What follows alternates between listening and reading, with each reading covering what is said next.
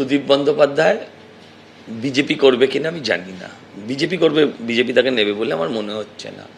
বিজেপিরও সমর্থন দরকার দেশ চালাতে গেলে, দেশের স্বার্থে। হ্যাঁ, আমার ব্যক্তি যে রাগ যন্ত্রণা অভিমানের কোনো জায়গা নেই, আমি একজন পার্টির ওয়ার্কার। তবে জনতা সুদীপকে ঘৃণা করে, এই দাদা বৌদি পরিবারকে জনতা ঘৃণা করে। আমি ভাবি যে মানুষের লোভ কত দীর্ঘমেয়াদী হয়, আজীবন থাকবো।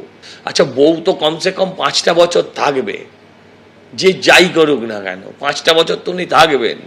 তাও এত লোভ। এরা স্বামী স্ত্রীর বাইরে কিছু বোঝেনি, স্ত্রী স্বামীর বাইরে কিছু বোঝে। ভেরি মাচ হ্যাপি কাপল। জনতার কথা কখনো ভাবিনি।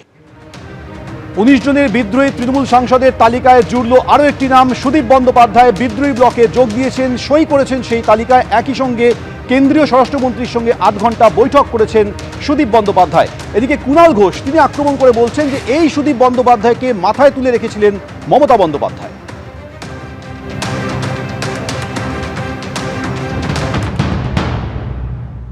মমতা বন্দ্যোপাধ্যায় আমাদের নেত্রীর এগুলো প্রাপ্য ছিল।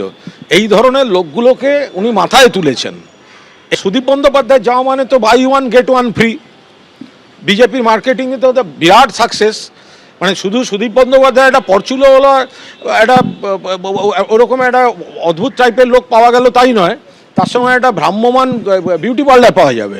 হ্যাঁ, ফলে buy one get one free. কিন্তু এটা মমতা বন্দ্যোপাধ্যায়ের প্রাপ্য পাওনা। এই ধরনের জিনিসপত্রকে উনি মাথায় তুলে রেখেছিলেন। এবং এই যে তাপস রায়কে চলে যেতে হলো, কেন যেতে হয়েছে?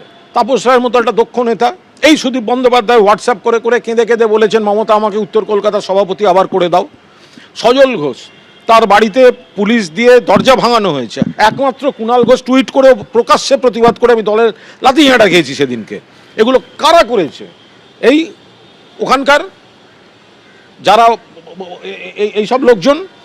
আর আজকে আমাকে সাসপেন্ড করা হয়েছিল কেন? আমি বলেছিলাম মানুষ হিসেবে তাপস রায় ভালো, আমাদের দলের প্রার্থী সুদীপ বন্দ্যোপাধ্যায়, তাহলে আর মানুষ হিসেবে তাপস রায় ভালো আমি বলেছিলাম, আমাকে সাসপেন্ড করে দেওয়া হয়েছিল। আজকে দেখুন